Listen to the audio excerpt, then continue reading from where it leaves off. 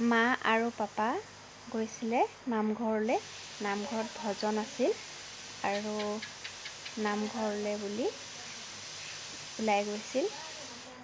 মই ভিডিঅ' কৰি সাঁচি ৰাখিলোঁ কালিৰ দিনটো।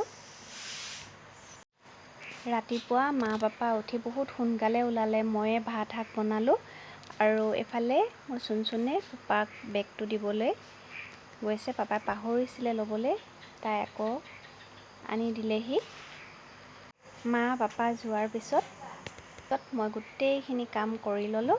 কৰি লোৱাৰ পিছত 12টা বজাত এয়া ৰুটি, দাইল, আচাৰ আমি দুজনীয়ে খাবলৈ ল'লোঁ।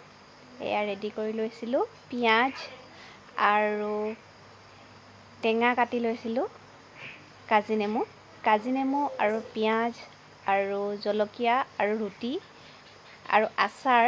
খাই চাবচোন কেনেকুৱা টেষ্টি লাগে।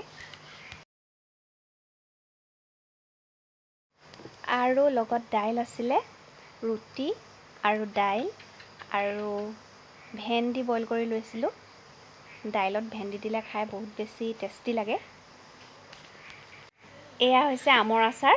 আমি ৰুটিৰ লগত আমৰ আচাৰ খাবলৈ লৈছিলোঁ। আমৰ আচাৰ বহুত টেষ্টি। মায়ে বনোৱা আমৰ আচাৰ আমাৰ ঘৰত আছে। আচাৰ পাব।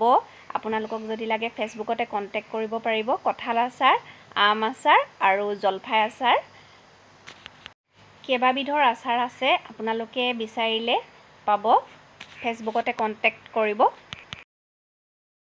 মা পাপা ঘৰ আহি পোৱাৰ পিছত এয়া মায়ে জলফাই আচাৰ বনাবলৈ লৈছিলে, তৈয়াৰ কৰিছিলে। মই তাৰে অকণমান ভিডিঅ' কৰি আপোনালোকক দেখুৱাওঁ বুলি ভিডিঅ' কৰি থৈছিলোঁ। এয়া দেখিছেনে?